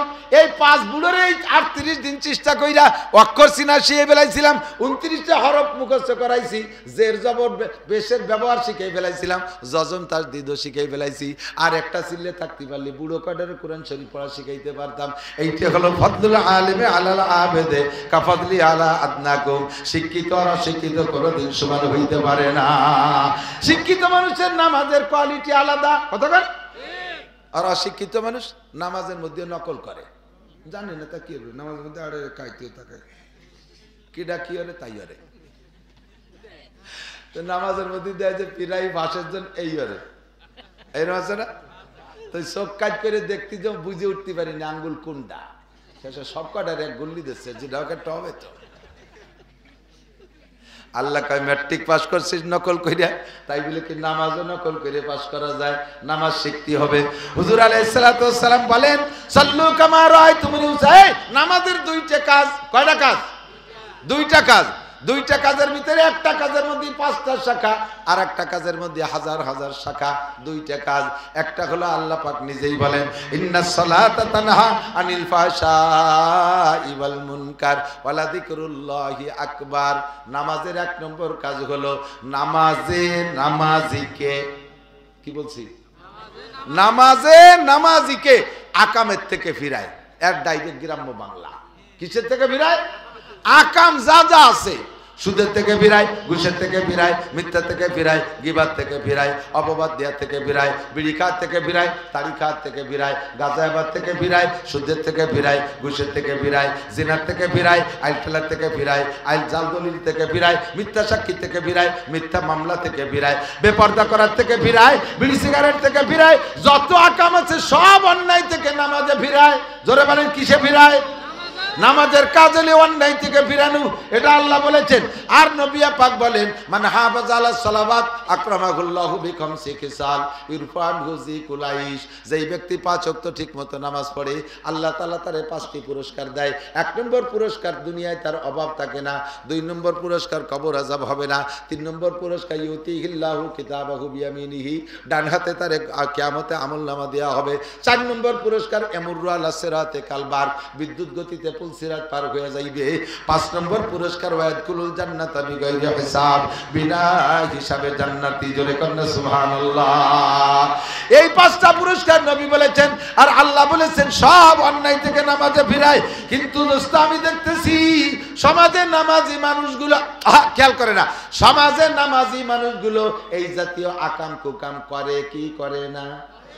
বহুত করে। কতক্ষণ? আসরের নামাজ পড়ে বুড়ো পাগড়ি একটা বাঁধে 3 ছেলে ইটালিতে টাকা পাঠায় বস্তা বস্তা, আব্বা কোনো কাজ কাম করবেন না, জীবন বইরে খেত খাবার করে খাটি পিটি আমাকে মানুষ করছেন, বড় বানাইছে। এখন বুড়োকালে শহীদ সময় আমরা টাকা পাঠাবো, শুধু তবলিগি আর মসজিদের সময় কাটাবেন, পয়সা করি খরচ করবেন, মানুষকে খাওয়াবেন, মেহমানদারি করবেন, মাঠে মোটে যাবেন না। কলা টাইট দিয়ে দিছে। কিন্তু যে বুড়ো বুড়ো হয়েছে খেত খামার কৃষি কাজ করতে করতে, ও বুড়ো বুড়ো কাল মরার আগ পর্যন্ত চক দিয়া গুল্লি না দিতে হলো বাল্টায় না। কতক্ষণ? ঠিক না? এত পয়সা এত কিছু, তবুও বুড়ো কোপা একখান নিয়ে আসরে পরে আসরের নামাজ পড়ে পাগড়ি একটা বাঁধ দিয়ে হাতে 500 দানার তসবিহ একটা নিয়ে জিকির করতে করতে চলে যায় মাঠে। যাইয়ে মাঠের জমির মাঝখানে কোনো কাজ না, সব কাজ ওনার আলির পর দিয়ে, অথচ নামাজ পড়ে। এরকম আল্লাহওয়ালা মানুষ আছে না? আপনার বলে নামাজে আইল খুঁচাতে হবে, ফিরে বেতা তো ফিরেই না, ঘটনা কি? এই ঘটনাটাই এলো জানতে হবে। এদিক টাকা আপনারা কৃষক যারা আছেন, এখন তো সব হাল নাঙ্গল হয়ে গেছে মেশিনই, তাই তো? একসময় গরু দিয়ে হাল চাষ করতেন না? গরু দিয়ে হাল চাষ করতে কি কি লাগে? চাষ করতে দুটো গরু লাগে, এক নম্বরে দুটো বলদ গরু লাগে। 4 লাখ টাকা দিয়ে দুটো গরু কিনছেন, ভালো মানের গরু। লাঙ্গল বানাইছেন লোহা কাঠ শাল কাঠ দিয়ে, ফাল দেশের বড় লোক মানুষ সোনার লাঙ্গল কয় যে সোনার ফাল দিয়েছেন, সবকিছু সুন্দর সুন্দর, ঠিক আছে। এখন এই লাঙ্গলির ইস কয় না লম্বাজিরা, মনে আছে নাকি?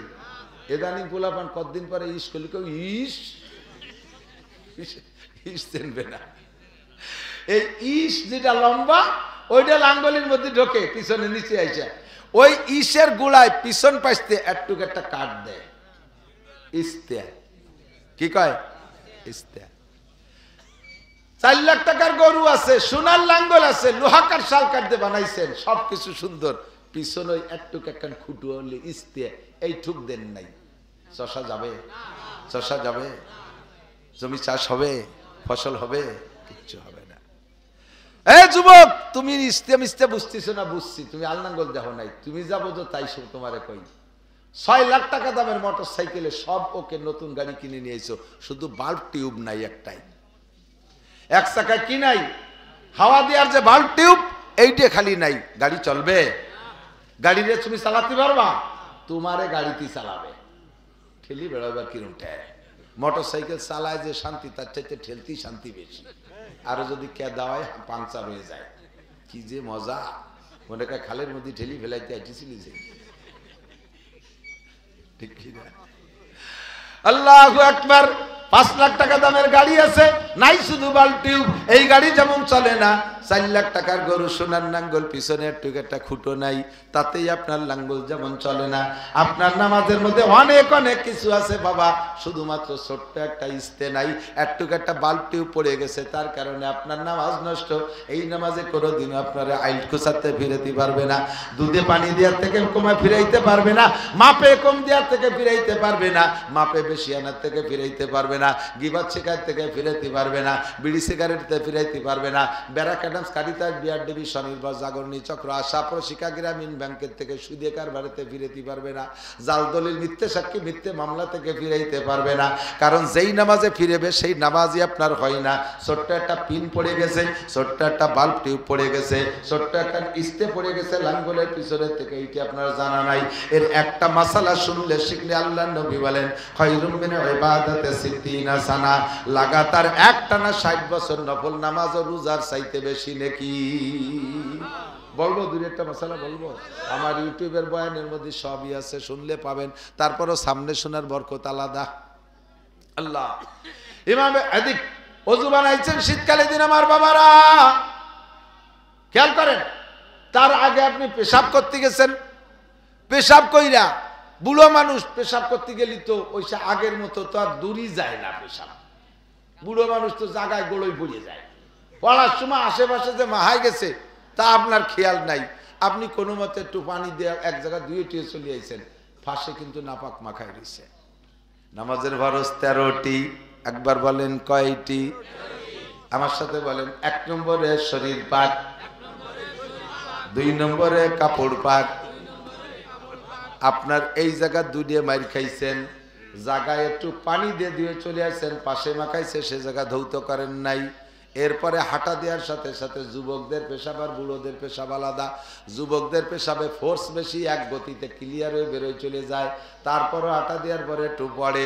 আর বুড়ো মানুষের পেশাব একবারে ক্লিয়ার হয় না, হাঁটা দেওয়ার পরে খানিক সময় দাফাদাফি লাফালাফি কাশাকাশি করার পরও কেমন যেন কুট করে একটা কামড় দেয়, নিচের দিক সুর সুর ঠেকতেছে, 1-2 ফুটা পড়িয়া গেছে। ওই 1-2 ফুটা পড়িয়ে গেল কোন জায়গা?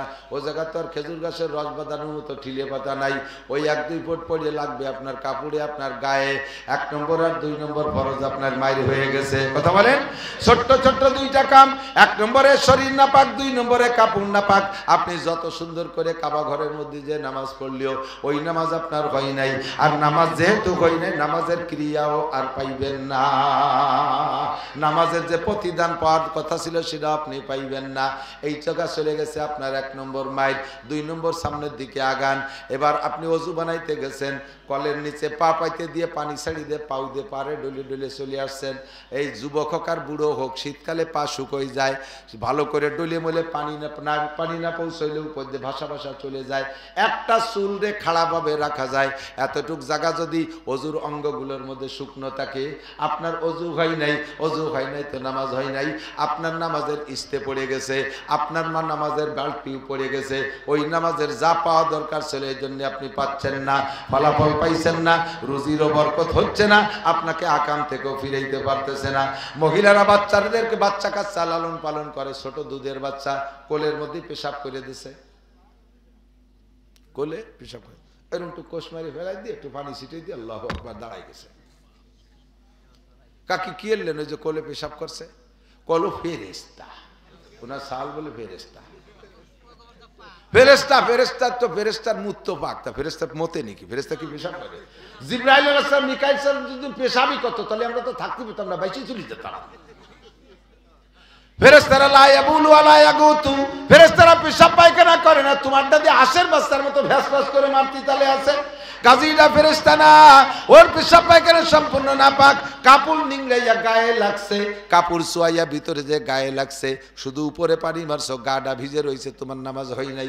কাজেই মহিলা তুমি এখনো পর্দা করা শেখো না।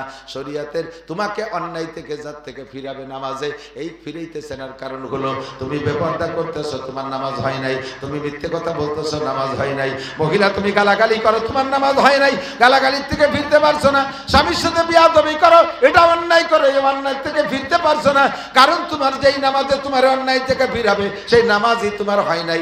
1 নম্বরে এই সমস্যা। আমরা পুরুষরা আর একটা শুনে নেই, আমার দিক তাকান।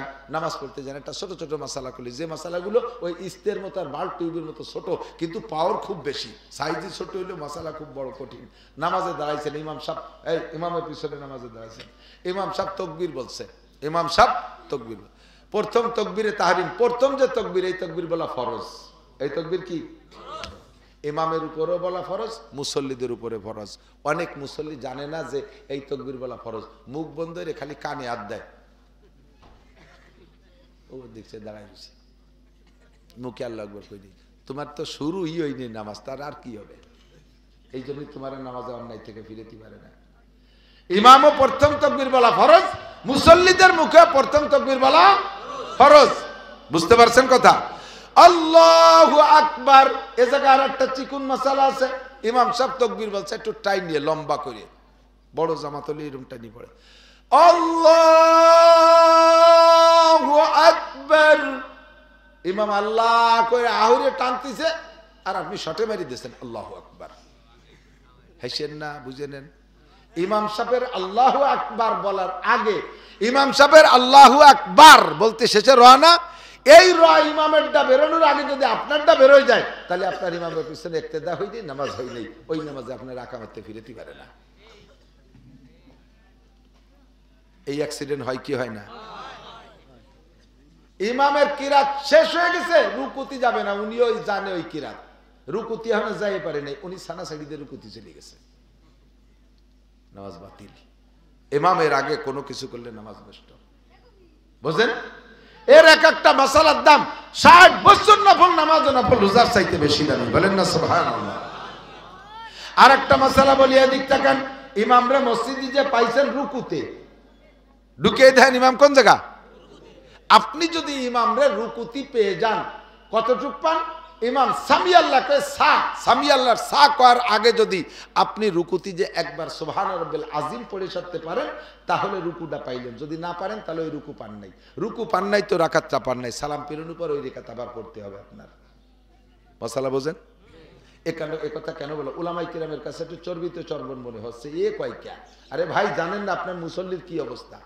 হাজারো মুসল্লি জানে না সে রুকুতি পাই নাই, ইমামের সাথে সিজদায় চলে গেছে, মনে হচ্ছে এই রাকাত পেয়ে গেছি, এরপরে সালাম ফিরিয়ে দিয়ে চলে এসেছে। হয় কি না? এরকম অ্যাক্সিডেন্ট দেখছেন না? এরকম এ ঝামেলা দেখছেন না?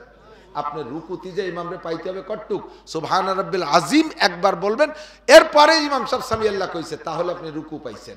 এখন ইমাম সাহেবের যদি এই রুকুটা আপনি পেয়ে যান, রাকাতটা পাইলেন। রাকাতটা পাইলে লাভ কি? ওই এক রেকাতের দাম 27 রাকাত। বলবেন না সুবহানাল্লাহ? সালাম ফিরানোর পরে যদি ওই এক রেকাত আলাদা পড়েন, ওটা এক রেকাতে সওয়াব। আর ইমামের পিছনে পেয়ে গেছেন এক রেকাতের দাম 27 রাকাত। কাজেই যে কোনো ভাবে ওই রুকুটা ধরার চেষ্টা করতে হবে, রুকুটা ধরার চেষ্টা করতে হবে। এবার যারা আহলে হাদিস আছে তাদের কাছে একটু কইয়ে দিক তাকান, তাদেরকে একটু বলি, থাকলে একটু শুনে নেন, তারা একটু শিখে নেন, পারলে পরে আমারে জবাব দিয়েন। এদিক তাকান। তারা কয় ইমামের পিছনে কিরাত পড়া লাগবে, সূরা ফাতিহা পড়া লাগবে। যেই রেকাতে ইমামের পিছনে মুসল্লি সূরা ফাতিহা পড়ে নাই, ওই রেকাত হয় নাই। খুব বুঝতে হবে, খুব বুঝতে হবে। খেয়াল করেন, আপনারাও কোনো সময় আটকে গেলে এই দিয়ে জব দেবেন, ধরে ফেলবেন। শুনতেছেন? বুঝতেছেন? আমি আগেই বলে দিচ্ছি, ক্লাসের মতো পড়াবো, সুরতাল আমার কিচ্ছু নেই, ক্লাস। যদি ওদের দাবি হলো যেই রাকাতে সূরা ফাতিহা মুক্তাদি পড়ে নাই ইমামের পিছনে, ওই রাকাত বাতিল। আবার ওই আহলে হাদিস আলারাই স্বীকার করে ইমামরে রুকুতি পাইলে সেই রাকাত পাওয়া হলো, ইমামরে রুকুতি পাইলে সেই রাকাত পাওয়া হলো। তাহলে ইমামরে যদি রুকুতি যাইয়ে পাইছে সুবহান রাব্বিল আযীম, তাহলে সেই রাকাতের সূরা ফাতিহা কোন জায়গা পড়লো? আর ওদিকে বলছে সূরা ফাতিহা না পড়লে ওই রাকাত বাতিল। টের পাইছেন কি কইছি? একটু টের পাইছেন? কোন দিক? সূরা ফাতিহা ছাড়া যদি ওই রাকাত না হয়, তাহলে আর বলতেছো তোমরাও স্বীকার করো ইমামরে রুকুতি পাইলে ওই রাকাত পাওয়া হলো, তাহলে ওই রাকাতে সূরা ফাতিহা কোন সময় পড়বা? আগে ভরিয়ে তুইছো না পরে পড়বা? তাহলে তোমরাই তো কন, আপনারাই তো মানা, আরো উল্টো পাল্টা তো তোমরা বাদাইছো, আমরা ওই রুম টাল্টু বাল্টু মশলা দিই না। ওই রেকাতে ওই রুকুতি গেলে সুবহান রাব্বিল আযীম পাইলে হয়ে গেল। কথা বুঝে আসছে? এখন আমাদের স্বভাব আছে সাধারণ পাবলিকের, নামাজের শুরুতে অনেক কাজ থাকে। 1 নম্বরে ইন্নী ওয়াজাতু, 2 নম্বরে নাওয়াইতু নুসাল্লি লিল্লাহি তাআলা আরবা রাকাতা খামসাতা সিত্তাতা সাবাতা গুটি খানি কয়ে মুতাজ্জিন রাজাতিল ইকরাতি বেজালি ইমান কাবাতি শরীফতে আল্লাহু আকবার।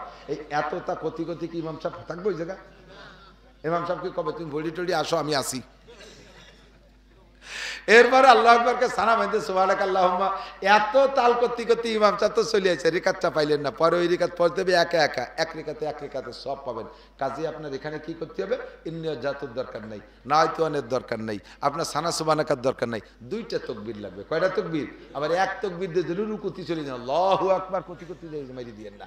2টা তাকবীর বলবেন, একটা তাকবীরে তাহরিমা আর একটা তাকবীরে ইন্তেকালাত। আল্লাহু আকবার, আল্লাহু আকবার। দ্রুত 2টা তাকবীর দিয়ে রুকুতি দিয়ে একবার সুবহান রাব্বিল আযীম বলে ফেলতে পারলে রাকাতটা পেয়ে গেলেন, 27 রাকাতের সব পেয়ে গেলেন। বলেন না সুবহানাল্লাহ? মাসালাটা কি আমি একেবারে ফালতু মাসলা কইছি? এটা জরুরি মাসালা কিনা? যদি রুকু না পান তাহলে সিজদা গেলেও আপনি ওই রাকাতটা আবার পড়ে দিতে হবে। কথা কি বোঝা গেছে? মাগরিবের 3 রাকাত ফরজ নামাজ, ইমামের পিছনে পাইছেন 1 রাকাত। কয় রাকাত বাকি আছে? সালাম ফিরানোর পরে 2 রাকাত। এই 2 রাকাত কিভাবে পড়বেন? আমার পাশে একজন, আমি আর সে দুইজনে 1 রাকাত পাইছি, 2 রাকাত ফেল করছি। তা আমি তো কিতাবে যা পড়ছি সেইভাবে পড়ছি, আর উনার কিতাবে উনি যা পাইছে উনিও সেইভাবে পড়ছে। উনি পড়ছে একবারে সালাম ফিরানোর পরে 2 রাকাত পড়িয়ে 1 বৈঠক দিয়ে সালাম ফিরেছে, আর আমি পড়ছি প্রত্যেক রাকাতে বৈঠক দিছি। নিয়ম হবে কি? যদি 1 রাকাত পান, 2 রাকাত মিস করেন, সালাম ফিরানোর পরে উঠে প্রত্যেক রাকাতে বসতে হবে। ঠিক আছে না? উনি 2 রাকাতে একবারে বসে সালাম ফিরে গিয়ে ওত পাইতে বসে রয়েছে, রাগে ফুলতেছে, আমারে ধরবে, অ্যাটাক করবে। সালাম ফিরে কয়, হুজুর কিরম নামাজ পড়বেন? আলেম মানুষ নামাজ কালাম জানেন না, কি বললেন আপনি? আমি তো কি বললাম, মানে এইরকমই তো বলতে হবে। কয় আপনি জানেন না। আমি বললাম আপনি জানেন না? কয় যে আমি জানি না। মানে আমি বললাম যে আপনি যে এই যে 2 রাকাত একসাথে পড়ে সালাম ফিরে নেন, এটা আপনি কোত্থেকে পাইছেন? কয় যে পা লাগবে না, নিজের একটা বুঝ আছে না। কি বুঝ আছে? কয় যে আল্লাহ তাআলা মাগরিবের 3 রাকাত নামাজে আমার কাছে 2 বৈঠক পাবে। মাগরিবের 3 রাকাতে কয় বৈঠক? 2 বৈঠক। তাহলে 1 বৈঠক তো আমি ইমাম সাহেবের সাথে দিছি, আর 2 রাকাত বাকি আছে, একবারে পড়ে বৈঠক দিয়ে দিলাম, 2 বৈঠক পাবে দিয়ে দিলাম। আর কি আর কি মশলা বুঝার কি আছে? আমার সে বড় যুক্তিবাদী। আমি বললাম দুদু, এ জায়গা যুক্তি চলবে না, প্রত্যেক রাকাতে বসতে হবে, প্রত্যেক রাকাতে বসতে হবে। ঠিক আছে না?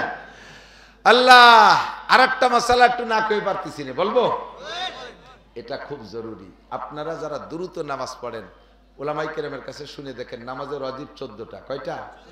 তার ভিতরে একটির নাম কওমা, আর একটার নাম জলসা।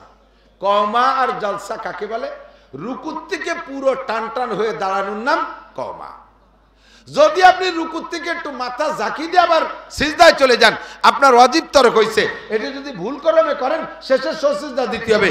আর এইটা যদি আপনার অভ্যাসে পরিণত হয়, তাহলে জীবন ভরে যতবার এই করছেন সব নামাজ বাতিল, আবার ভর্তি হবে। সিজদার থেকে এক ঝাঁকিতে উঠেই আবার সিজদায় চলে গেছেন, এই দুই সিজদার মাঝখানে বসতে হবে কতটুক টাইম? আল্লাহুম্মা গফিরলি ওয়ারহামনি ওয়াহদিনি ওয়ারযুকনি ওয়াআফিনি। কমপক্ষে এই দোয়াটা পড়া যায়, এতটুক টাইম আপনাকে চুপ করে সুজায় বসতে হবে, তারপরে সিজদায় যাইবেন, তারপরে সিজদায় যাবেন। আপনি উঠেই ঝাঁকিতে চলে গেছেন। নবী পাক বলেন, ইয়ানকুরু কানুকরাতিল গোরাব, ওই লোকটা মোরগের ঠোকের মতো ঠুকায়, মোরগের ঠোকের মতো ঠুকায়, ওর নামাজ বাতিল, নামাজ ওয়াজিব তরক হইছে। আর একটা মশালা না কেউ পারতেছি না, কব বেশিক্ষণ আর পারতেছি না, ওরে বাবা কত রাতে গেছে। আল্লাহ, আর একটা মশালা বলি, সেটা হলো এ ভাই কিসসা কাহিনীর ওয়াজের চাইতে এর একটা মশালার ওয়াজের কিন্তু অনেক দাম, হাজার হাজার কোটি কোটি গুণ দাম, ঠিক না? বহু মানুষ জানে না। 2 রিকাত বা 4 রিকাত বা 3 রিকাত ওলা নামাজে 2 বার বসতে হয়তো, তো প্রথম বইটাকে আব্দুহু আর রাসূলু আত্মায়াতু পড়ে তৃতীয় রিকাতের জন্য দাঁড়াইতে হয় না? তো অনেকেরই হয়, অনেকের, আমার তো হয় মাঝে মাঝে অ্যাক্সিডেন্ট, সেই জন্য আমি বলতেছি, আপনাদের হয়তো হয় না, আপনাদের নামাজ ভালো, আপনাদের নামাজের মধ্যে খুব একাগ্রতা আছে। আব্দুহু আর রাসূলু পড়ে দুরূদ শরীফের থেকেও খানিক মাঝে মাঝে ঢুকে যাওয়া হয় না এরকম? মাঝে মাঝে তো একেবারে ইন্নাকান্তাল গফুর রহিমি যে ঠেয়াই দেই, পরে মনে হবে আরে দিদি আরো 2 রিকাত রয়েছে, সে কি করবো, জাকি মারি উঠে যায়। যদি আপনার মাসালা না জানা থাকে, তাহলে আপনি কি করেন, নিজের বুদ্ধিমতে পড়ে দেন যে আমি তো কম তো পড়ি নেই, বেশি তো পড়ছি, লস হলে আমার হয়েছে, আল্লাহর তোই নেই। আর 2 রিকাত পড়িয়ে গতানুগতিক সালাম ফিরে দিচ্ছে, আপনার ওয়াজিব তরক হয়েছে, নামাজকে আরেকবার পড়িয়ে দিতে হবে। যদি আপনার এরকম অ্যাক্সিডেন্ট হয়, কটুক আব্দু আর রাসূলুর পরে দুরূদ শরীফের থেকে কমপক্ষে, বেশিরও যে মাসালা, কমপক্ষে সেটা বলতেছি, কমপক্ষে এতটুকু পড়ে ফেলেন, আল্লাহুম্মা সাল্লি আলা মুহাম্মাদ, আল্লাহুম্মা সাল্লি আলা মুহাম্মাদ। দুরূদ শরীফের থেকে যদি এতটুকু বেশি পড়ে ফেলেন, তাতে আপনার সিজদা ওয়াজিব হয়ে যাবে। শেষ বইটাকে যাইয়া আত্তাহিয়াতু পড়া ডান পাশে একটা সালাম দিয়া আবার 2টা সিজদা দিয়ে উঠে আবার আত্তাহিয়াতু শুরু থেকে নিয়ে পড়া দুরূদ শরীফ দোয়া মাসুরা পড়ে সালাম ফিরাবেন, তাহলে এই ভুল সমাধান হয়ে যাবে। আত্তাহিয়াতু বসছেন, আর একটা অ্যাক্সিডেন্ট হয়ে থাকে, আমি যেটা বলি এদিক তাকান, আর একটা অ্যাক্সিডেন্ট হয়, আত্তাহিয়াতুতে বসে আত্তাহিয়াতু না পড়ে আলহামদুলিল্লাহ পড়তেছে। বিশেষ করে বসে নামাজ পড়া লাগে, এই ঝামেলাটা বেশি হয়। আত্তাহিয়াতু পড়বে, সে থেকে আলহামদুলিল্লাহ পড়তেছে, আলহামদুলিল্লাহ পড়বে, বসে বসে নামাজ পড়তেছে, সে আলহামদুলিল্লাহ বাদ দিয়ে আত্তাহিয়াতু পড়া শুরু করে দিতেছে। হ্যাঁ, আল্লাহু আকবার, এদিক তাকান। এরপরে দোয়া কুনুতির জায়গা আলহামদুলিল্লাহ পড়তেছে, কানে উল্লো দিছে, মনে হচ্ছে যে প্রথম রিকাত, আলহামদুলিল্লাহ পড়া শুরু করে দিতেছে। দোয়া কুনুতের জায়গা আলহামদু, আত্তাহিয়াতু যারা আলহামদু, আলহামদু যারা জায়গা আত্তাহিয়াতু, এরকম এলোমেলো পড়লে ওয়াজিব তরক হবে। আপনি পরে সংশোধন করে দিয়ে শেষ বইটাকে সিজদা দিতে হবে। ভালো করে মনে রাখবেন, এই মাসালাগুলো অত্যন্ত জরুরি। এমন অ্যাক্সিডেন্ট প্রায় হয়। আর একটা অ্যাক্সিডেন্ট করে আমি দেখছি, সেটা হলো নামাজের মধ্যে সিজদায় গেছে, টুপি পরিয়ে গেছে, 2 হাত দিয়ে উঠাইয়া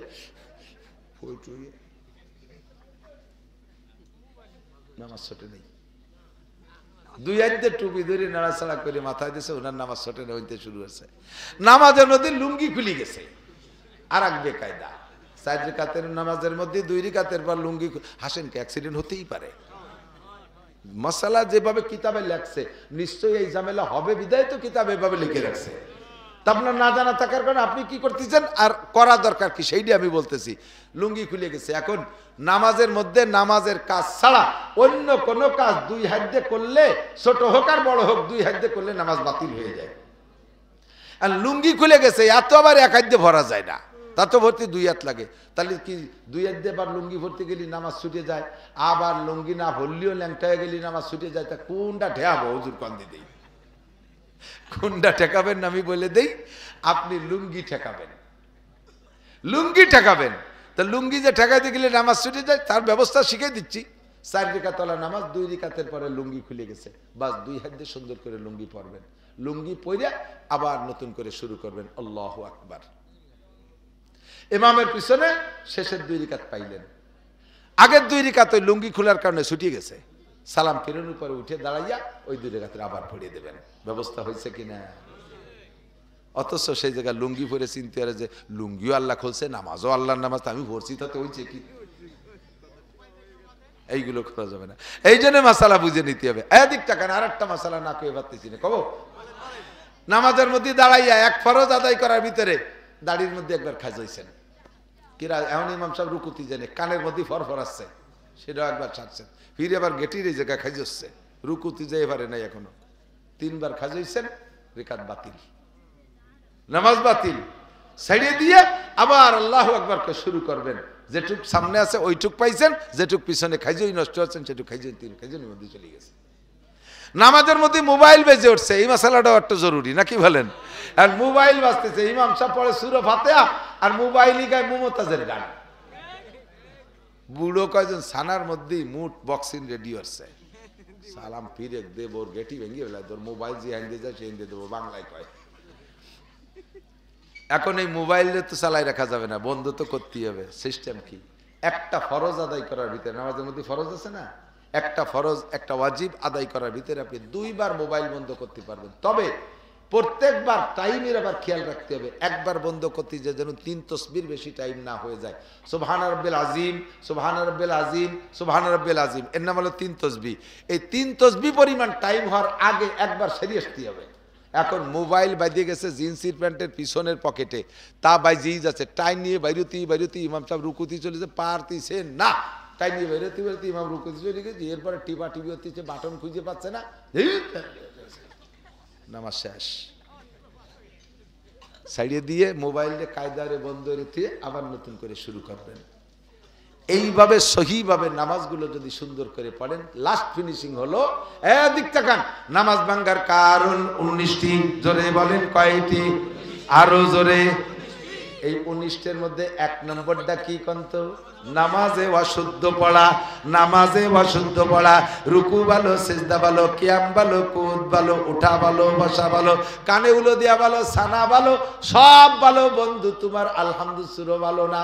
জীবন ভরে যত নামাজ পড়ছো খোদার কসম 1 রাকাত নামাজও আসমানে যাই নাই, ওই নামাজের বিনিময়ে তুমি 1 সেকেন্ডও জান্নাত পাবা না।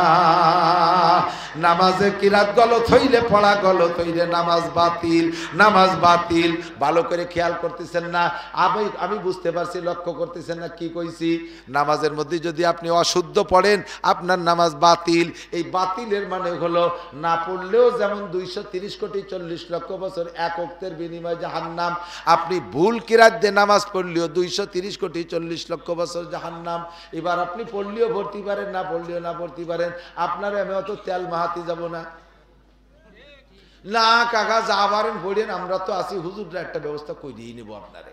ওই মাতুবাড়ি আমি দিতে পারবো না, এই মাতুবাড়ি আমি নিতে পারবো না, এই দায়িত্ব নিতে পারবো না।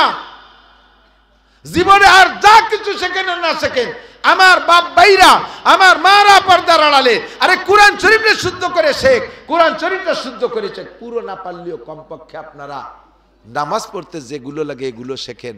একামত দেয় বুড়ো, 60 বছরে বুড়ো, কয় যে আমি 40 বছর এই মসজিদের মুয়াজ্জিন, একামত দেয় আল্লাহু আকবার, আল্লাহু আকবার, আশহাদু আল্লাহ ইল্লাল্লাহ, আশহাদু আল্লাহ ইল্লাল্লাহ, আইউলাতের সালাহ, আইউলাতের সালাহ, আইউলাতের ভালা, আইউলাতের ভালা, কত কাদামি সালাহ, কত কাদামি সালাহ, আল্লাহু আকবার। আল্লাহ আমি 4 বছর এক মসজিদে ইমামতি করছি, এই মুয়াজ্জিনটা আমি এইভাবে সে কথাটা আমি মুখস্থ করছি, অনেক কষ্টের মুখস্থ করছি। এইরকম ইকামত শোনেন নাই কোনোদিনও, 4 বছর মস্ক করায় তারে পারলাম না। মজিবুর রহমান যুক্তিবাদী আমাদের বাংলাদেশে এক বক্তা আছে, উনি বিদেশেও যায়। তো বিদেশে লন্ডনের থেকে আইসে এক মাহফিলি বলতেছে যে আমি লন্ডন গেলাম, যাই এক মসজিদে নামাজ পড়তে গেছি, একামত শুনেই টের পাইছি বাঙালি মুয়াজ্জিন। তো আগে যা যা কলো কলো হাইয়ালাল ফালার সময় যা কইছে শোনা যাচ্ছে যে হালার পথ হালা, হালার পথ হালা। নামাজের পরে ওরে ধরছি, তুই কি করলি? হাইয়ালাল ফালা কিছু বুঝে দিয়ে হালার পথ হালা শোনা গেছে, কয় তাই 1 লাখ টাকা বেতন, যাই কই তাই 1 লাখ টাকা বেতন। সুরাই হালার পথ হালা কইয়া 1 লাখ টাকা খাইয়ে মরবি। কিরাতটা শুদ্ধ করেন। কেরাতটা শুদ্ধ করে মাত্র 61 দিন, মাত্র 61, অনলি 61 দিন আল্লাহর রাস্তায় মেহনত করেন। আপনার আল্লাহর রাস্তায় মানে তবলিগি যা লাগবে না, আপনার বাড়ির কাছে ইমামের পিছনে ডেলি আপনি 15 মিনিট সময় দেন। এই পাশে কথা কাকিরকে ঠেয়ান, ডেলি আপনি 15 মিনিট সময় দেন, আর 61 দিন দিক তাকান। IABM পাস করছেন, বছরের পর বছর লাখ লাখ টাকা খরচ করে তার যে সার্টিফিকেট কামাই করছেন 35 বছরের পরে তা ইনভ্যালিড হয়ে গেছে। জেনারেল সার্টিফিকেটের একটা মেয়াদ আছে, চাকরির বয়স মেয়াদ, ওই চাকরির সার্টিফিকেটের বয়স শেষ হলে তার ধুয়ে পানি খালিও পেট ব্যথা সারে না। সারা জীবনের সার্টিফিকেট বেচলে আধা কেজি নুন হয় না, কথা কন না কেন? সেই সার্টিফিকেট কামাই করছো বস্তা বস্তা টাকা দিয়ে, তুমি জান্নাত কিনবা যেই সার্টিফিকেট দিয়ে, কোরআনের সার্টিফিকেট মাত্র অনলি 61 দিন। 61টা দিন ডেলি 15 মিনিট সময় মেহনত করলে যদি আপনি কোরআন শরীফ পড়া শিখতে না পারেন, তাহলে আমাকে ডাক দিবেন, আপনারা বসবেন, আমি আপনাদের পিছনে মেহনত করে কোরআন শরীফ শিখিয়ে দিয়ে যাব। মসজিদের ইমাম সাহেব বা এলাকার হুজুরের কাছে যে 15 মিনিট ডেলি একটা টাইম বের করেন, 15 মিনিট 61 দিন। কিভাবে আমি বলি, আরবি হরফ 29টি, কয়টা? 29টি হরফে যদি এক দিনে একটা হরফ পড়েন, মোটে একটা অক্ষর ডেলি পড়বো, মনে থাকবে না? 15 মিনিট পর্যন্ত যদি একটা অক্ষর মুখস্থ করেন, মনে থাকবে না? তাহলে 29 দিনে 29 হরফ। আরবিতে আকার রস্বীকার 3টে, জবর জের পেশ। জবরে আকার, জেরে রস্বীকার, পেশে রস্বীকার, 3 দিন পড়লে মনে থাকবে না? হয়ে গেল 29 আর 3 কত? 32। আরবিতে সংযোগের চিহ্ন আছে 2টা, জজম আর তাসদিদ। তাসদিদ আলা অক্ষর 2 বার উচ্চারণ হয়, আর জজম আলা অক্ষর যার উপরে জজম আছে তারে আগের অক্ষরে এসে ধরে। একটুকে জজম তাসদিদ সংযোগের 2টা চিহ্ন। তাহলে এই 2 দিনই শেখেন, 32 আর 2 34। আরবিতে মদ আছে 10 প্রকার, এরকম মদ মানে টেনে পড়া, টাইনি না পড়লে পরে জায়গা টানার জায়গায় না টানলি ইমান পর্যন্ত নষ্ট হয়ে যায়। 10 প্রকারের মদ আপনি 10 দিনই শেখেন, এর বেশি লাগবে না। তাহলে 34 আর 10 44। আর উচ্চারণ জায়গা মতো থেকে না করলে তর্জমা পাল্টে যায়। এই উচ্চারণ রেখা মাখরাজ, মাখরাজ আছে 17টা মাখরাজ, 17 দিনই শেখেন। 17 আর 44 61 দিন। 61 দিন মেহনত করলে যদি আপনার কোরআন শরীফ শুদ্ধ না হয়, তারপরে দেখবেন আমার আপনি যা খুশি তাই বলতে পারবেন। আমি এর জন্যই চ্যালেঞ্জ করছি যে এর চাইতে নিচের কোর্স নাই। মাদ্রাসার হুজুররা কেরাতখানার পোলাপানকে বছরের পর বছর বসায় দেয়, আমার মাথায় ধরে না। এতদিন কোরআন শরীফ পড়াতে কেন লাগবে? আমার একটুক বাচ্চা 5 বছরের ছেলে মেসবা, ওকে আমি মাত্র 19 দিনে কায়দা শেষ করাইয়া সূরা আত-তিন পর্যন্ত পড়াই ফেলাইছি, মাত্র 19 দিনে। আমার ছোট্ট মেয়ে 6 বছর, তারে আমি মাত্র 2 মাস পড়াইছি। আল্লাহর রহমতে কায়দা শেষ করে, আমপারা শেষ করে কোরআন শরীফ ধরাই দিছি আমি তারে। মাত্র 61 দিন মেহনত করলে আল্লাহর রহমতে কোরআনটা শিখতে পারবেন। আল্লাহ তাআলা আমাদের তৌফিক দান করেন। একটু আমার এই কথার পর উদ্বুদ্ধ হয়েছেন কে? যারা কোরআন শরীফ পড়তে জানেন না, তার মধ্যে 2-10টা মানুষকে একটু প্রস্তুতি নিতে পারবেন। আমি কোরআন শরীফ পড়া শিখবই, কোরআন শরীফ পড়া শিখবো, কোরআন শরীফ গতানুগতিক হাত চাচ্ছি না, মনের থেকে একেবারে পাক্কা সিদ্ধান্ত নেন যে আমি হুজুরের কাছে কোরআন শরীফ পড়া শিখবই, মরার আগে কোরআন শরীফ পড়া শিখবই। আল্লাহ কবুল করুক, বলেন আমিন। এই নিয়ত করছেন যারা, তাদের বিগত যে ভুল কিরাতে যে নামাজ নষ্ট হয়ে গেছিল না, নিয়ত করছেন কালকে থেকে চেষ্টা করেন, আল্লাহ তাআলা পিছনের ভুল নামাজকে শুদ্ধ করে আমলনামা ভরে দেবে। এই একটা ব্যবস্থা আছে, বিকল্প কোনো ব্যবস্থা নাই। ভাষাগত ত্রুটি বিচ্যুতি মার্জনীয়, যা বলেছি শুনেছি, আল্লাহ পাক আমাদের সকলকে আমল করার তৌফিক দান করেন। হুজুর দোয়া করবেন। দুরূদ শরীফ পড়ি। আল্লাহুম্মা সাল্লি আলা মুহাম্মাদিন ওয়া আলা আলি সাইয়্যিদিনা মুহাম্মাদিন ওয়া বারিক ওয়া সাল্লিম। আল্লাহুম্মা সাল্লি আলা মুহাম্মাদিন ওয়া আলা আলি সাইয়্যিদিনা মুহাম্মাদিন ওয়া বারিক ওয়া সাল্লিম। আলহামদুলিল্লাহি রাব্বিল আলামিন। ربنا ظلمنا أنفسنا وإن لم تغفر لنا وترحمنا لنكونن من الخاسرين ربنا فاغفر لنا ذنوبنا وتوفنا مع الأبرار। আয় মেহেরবান আল্লাহ, রাতের গভীর পর্যন্ত শীতের রাত্রে তোমার দিনদার ইমানদার পরহেজগার আয় আল্লাহ, তোমার আশিকিন পাগলদেরকে নিয়ে বসে আমি মূর্খ আনপড় গুনাহগার যা পারছি আলোচনা করে শাহী দরবারে ভিক্ষার দোকানে হাত তুলেছি।